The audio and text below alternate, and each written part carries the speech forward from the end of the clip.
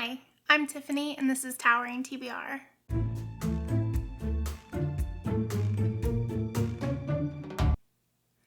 So I'm coming to talk about my reads that I finished in October. But before I do, I want to just say hi and welcome to all the new subscribers. I hope you enjoy what you see. And if you aren't subscribed, please subscribe because then you'll get to see more of my videos. So I started out October reading the short story called The Churn by James S.A. Corey. This is a short story that focused on the backstory of one of the characters in the Expanse series. And I wish I didn't read it. I like that character less now. And while I think the authors thought that they were doing something clever, I ended up hating it. So, yeah, I gave it 2 stars and wish I hadn't read it, unfortunately. The next book I finished was The Golden Enclaves by Naomi Novik. This is the 3rd book in her Deadly Education series, or trilogy. And the first 2 books are set in a magical school, and the 3rd one is mostly not. And there's a reason for that.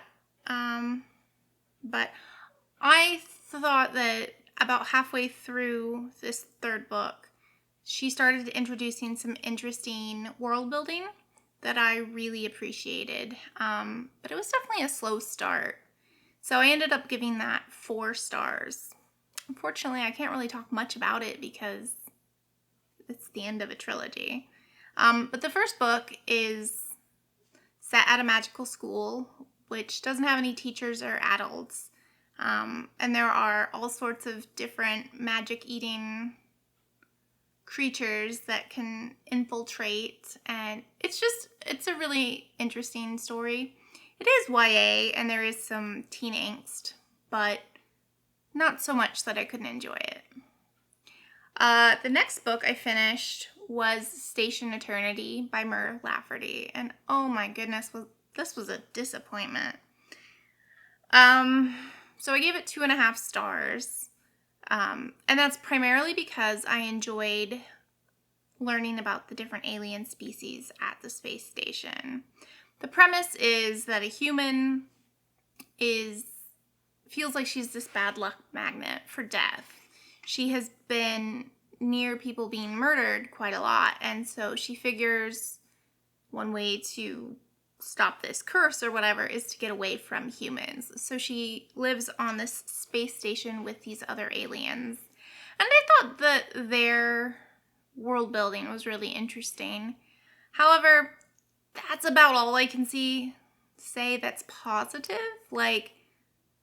We literally have 2 different characters who were ejected from the space station and survived with no explanation. Yeah. I also thought the character work was really weak, and just did not enjoy it. I have read that people who enjoyed her first book, 6 Wakes, said that one is much better than this new one. So I will get to that one eventually, but it definitely left kind of a bad taste in my mouth.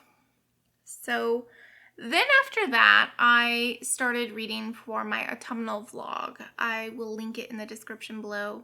But I read the short story I Choose Darkness by Jenny Lawson and gave that 4 stars. It's basically just some stories of what she did as a rural kid to celebrate Halloween. I also read in that Ring Shout by P. Djeli Clark. I gave this 4 stars. This is definitely horror, and I thought it was going to be more horror concept. Oh my gosh, these Ku Klux Klan people are terrible. But there's also a lot of body horror and gore as well, which knocked it down a little bit for me. If you want my full thoughts, go check out the vlog, but overall 4 stars. I reread The Graveyard Book by Neil Gaiman, and I gave it 5 stars again. I love this story. It's a retelling of the Jungle Book, and it's just adorbs. And you'll also see in that vlog, I DNF'd Vita Nostra. At page 257 out of like 400, I really gave this a shot. But if you want more of my thoughts on those, head over to the vlog. I then decided to reread Saga 7, 8, and 9 because after Volume 9 came out, we had a 3-year hiatus, and I wanted to refresh my memory for the new book that was coming out, Volume 10.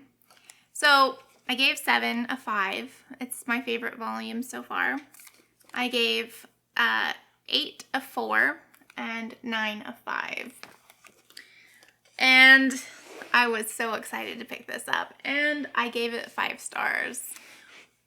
This picks up about 3 or 4 years after the events of what happened in Volume 9, and we get to meet some new characters, and we get to see some new places, but this is the 10th in a series. I can't really talk about it without spoilers, but the first book is sort of a Romeo and Juliet. These two warring species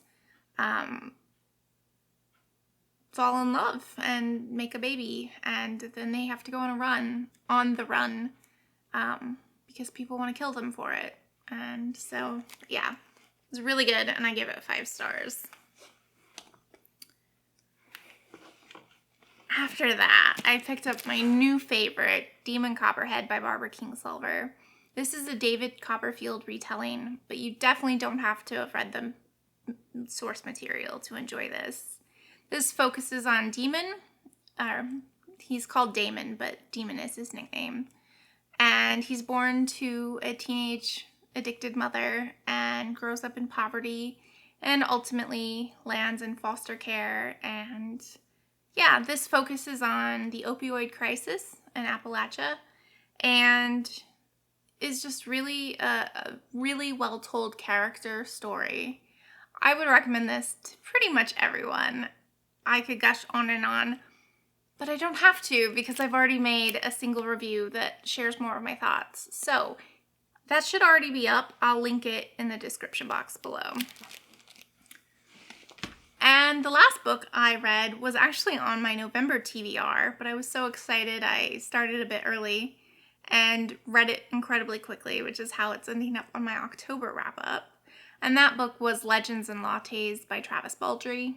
This is a fantasy slice of life book about a woman who used to be kind of a mercenary, and she decides she just wants to settle down and open up a coffee shop, and she meets people along the way who help her, and it's a really low stakes, enjoyable character fantasy story.